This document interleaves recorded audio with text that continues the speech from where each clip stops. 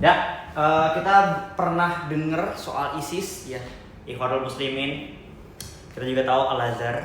Jadi dalam kitab ini dilihat bahwasannya ternyata itu ibarat rival. Jadi kayak ada Al-Azhar dan juga pandangan lawannya Ikhwanul Muslimin, terus juga ISIS. Nah, Al-Azhar itu coraknya jelas memandang bahwasannya Ikhwanul Muslimin, ISIS dan 25 kelompok lainnya, Dr. Usama tuh melihat seperti turunan daripada Khawarij menurutku. Beliau lebih banyak menganggap bahwa coraknya mereka ini tuh sama gitu dari Hakimiyah tadi gitu.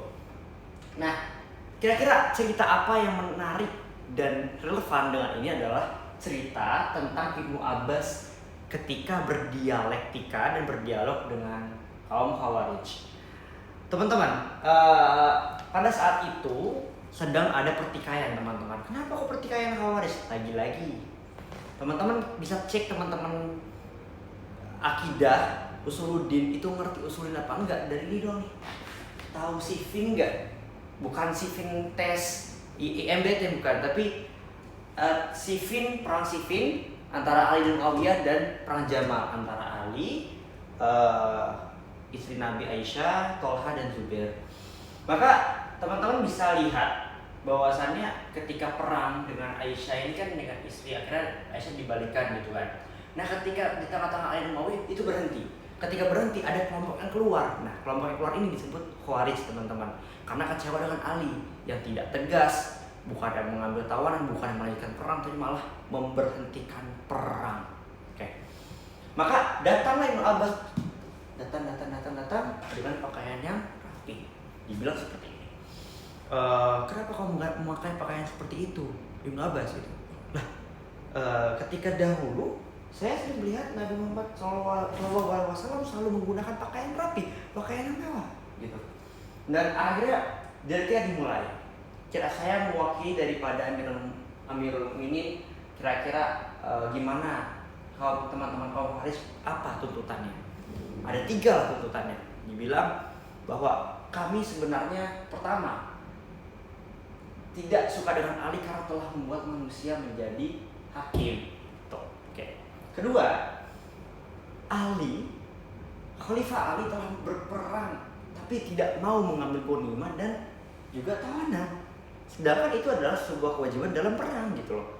Ya dengan Arab, dengan budayanya yang sangat suka berperang itu, maka ghanimah dan tawanan itu adalah sebagai pelengkap dan juga tidak bisa lepas dari sebuah perang gitu. Jangan berhenti di tengah-tengah gitu loh. Sangat pengecut gitu dilihatnya. Yang ketiga adalah ia menghapus titel Amirul Muslimin. Kalau kana laisa Amirul Muslimin, Amirul Musyrikin. Apakah memang Ali bin Abi Thalib itu adalah Amirul Musyrikin gitu? Apakah dia adalah pemimpin bagi orang musyrik gitu? Oke. Nah, jawabannya apa? Pertama, kalau ada yang bilang kata Ibnu Abbas telah membuat manusia jadi hakim, kita bisa lihat dalam Al-Maidah ayat 95 itu dalam menetapkan harga sebuah kelinci yang dibunuh ketika sedang ihram, itu diputuskan dengan yahkumu bi dzawa adlin minkum, dengan 2 orang putusnya adil. Maka dari dulu pun dibebaskan dari Al-Quran bahwa manusia yang bisa untuk menetapkan sesuatu gitu, asalkan dia adil. Yang kedua, kenapa tidak ada tawanan dan ghanimah? Simpel. Dalam perang Jamal ya, itu lawannya adalah istri Nabi. Dan ada hadis yang mengatakan bahwasannya istri Nabi itu adalah ibunya para mukmin. Maka bagaimana mungkin kita menawan dan mengambil harta dari ibu kita sendiri? Oke. Ketiga, itu adalah bahwasannya ketika dalam perjanjian Hudaybiyah itu ada perjanjian damai dengan Suhail bin Amr. Nah, ketika dalam sesuatu ditulis sama Ali itu Rasulullah gitu. Nah, kamu Suhail bilang kalau kami memang mengakui Anda adalah Rasulullah, untuk apa kami memerangi kamu? Gitu. Akhirnya diganti namanya menjadi Muhammad bin Abdullah gitu.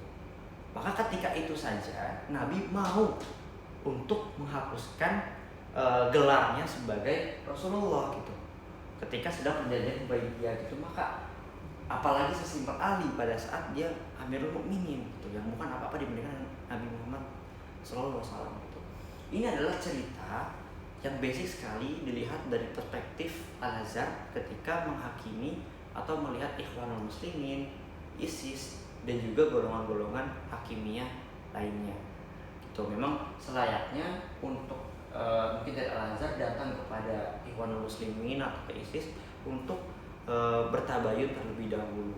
Ini diceritakan dalam kitab Islam Radikal. Semoga cerita ini bisa teman-teman ambil inti poinnya. Tapi menurutku dalam perbedaan dua ini itu sangat menarik ya, karena kenapa sangat-sangat umum gitu. Sebuah kritik dariku adalah bahwasanya kenapa belum ada sama sekali yang kayak dalam buku itu kayak sebuah tabayun gitu. Dan menurutku corak pemikirannya seperti tidak dibedakan. Oh, apa nih sebenarnya Ikhwan Muslim dan ISIS, kurang mendetail di sana sih dalam kitab Islam Radikal ini.